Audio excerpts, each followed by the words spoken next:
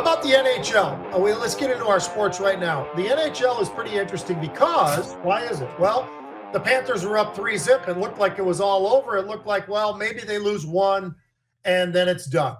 Then they lose two and maybe it's going to be done. Then they lose three. Now we're at a Game 7 mark. I mean, this is really exciting. And the NBA's all done. That one's all been cleaned up. So what's their competition right now? Is it Major League Baseball? We haven't even gotten to the All-Star break yet. So, no, people really, people who love baseball, of course, they're watching baseball. But the viewership of the NHL has gone up, up, up, up, up. As a matter of fact, the playoffs up 27%.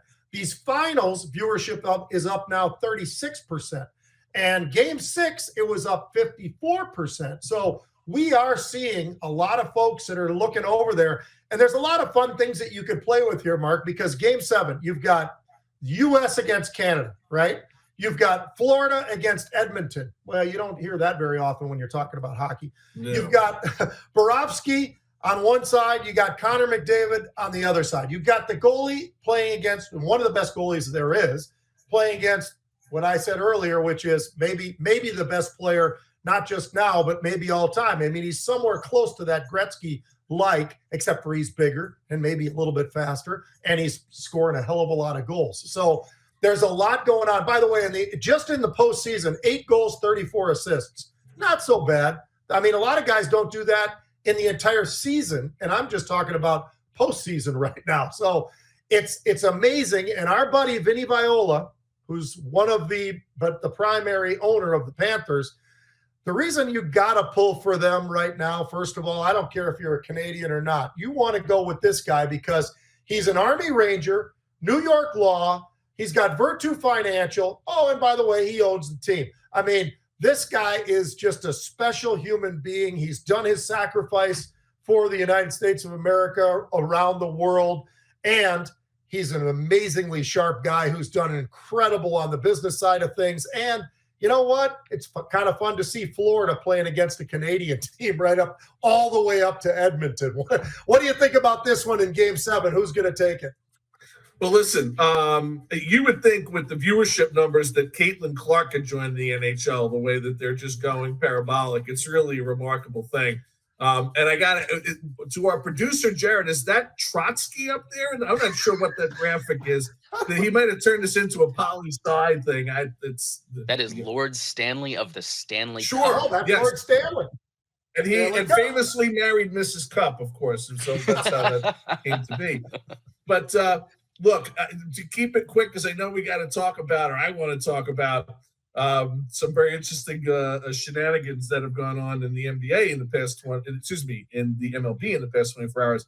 But Vinny knows how to pick winners, Pete. I mean, the guy, he's just got a knack for it, whether it's personnel, whether it's market opportunities, whether it's players, racehorses. The man, you didn't mention, the man's had a tremendous amount of success. He owns a racing team that has had horses in the Preakness, in the Stakes, I think in the Derby. I'm actually pretty sure in the Derby. So he knows how to pick winners. I think Florida has just looked extraordinarily strong during this. I've watched most of the games in the series. As I said at the top of the show, Panthers gonna pounce.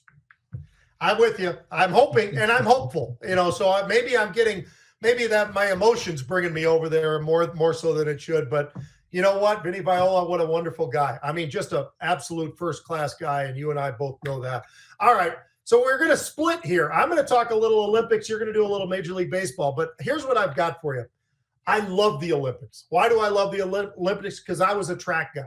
I ran the 100-meter. I did the 110-meter hurdles. I did the 400 hurdles. I threw the shot. I threw the disc. I threw the javelin. You name it. I love track and field.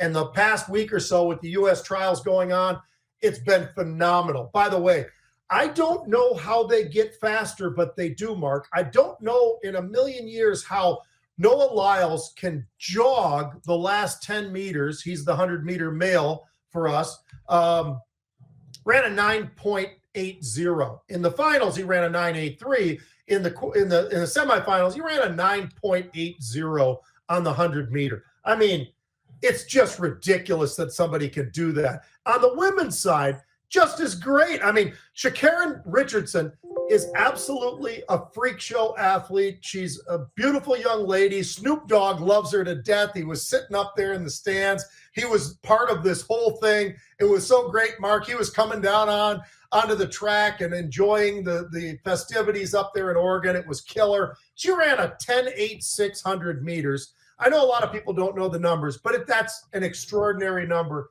And she jogged the last 5 yards. I mean, it's unbelievable how good these people are. And lastly, I've got the shot putter. And a lot of people, they look past that. But Ryan Krauser, he's won 2 gold medals already. He will win the 3rd gold medal. Mark, the guy literally just stands out there, does his thing, throws it once, and sets a new world record. I mean, it's something like you've never seen. When you can throw a 16-pound ball 77.36 feet, I would say that you are an amazing human being that is doing something that no other human being has ever been able to do. And we have some very bright folks out there. I know we got swimmers and divers and everything else, but I'm telling you, these track and field people are amazing to watch.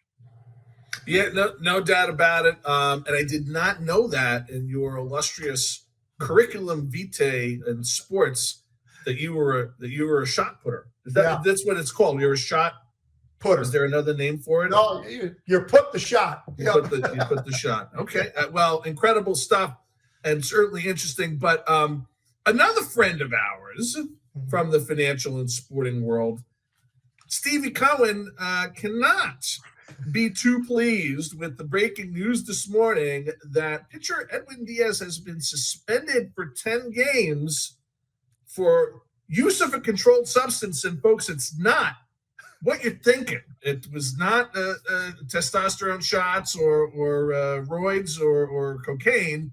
It was a little of the old grease, like the hamburger grease. They still don't know what it is. It's out with forensics, I'm sure. But I mean, here's what I got to ask you, Pete. How do these guys think in today's day and age with the cameras and the scrutiny and everything else? How do they think they're going to get away? And it wasn't just rosin, and it wasn't just a little bit of sweat, which, of course, that's what Diaz suggested. But a 10-game suspension is a pretty serious suspension for what is a pretty serious offense in the MLB. How do these guys think they're going to get away with it in today's day and age? That's the part I don't get. How do they think they're going to get away from it with it, and why? Why? I mean, these are Major League Baseball pitchers who have clearly showed that what they can do without that stuff. But to go and then start to use that stuff, maybe you're struggling, maybe whatever, but somebody's going to catch you, Mark. I mean, there's just no way on God's earth you're going to be out there as a pitcher with everybody focused on the one guy holding the ball. Right. If you're in left field, that's a different story. So they're like, hey, he's only on camera when the ball gets hit out that direction. But when you're a pitcher, you are under a lot of scrutiny that everybody's looking at absolutely everything. It's amazing to me that somebody would even try that anymore, but it's kind of cool that they at least caught it, because you know what? The one thing I do stand for is play by the damn rules, do the right thing, play by the rules. And if you're not, you're out. And this guy's going to be out. What did you say? 10 games? 10 games. 10 games.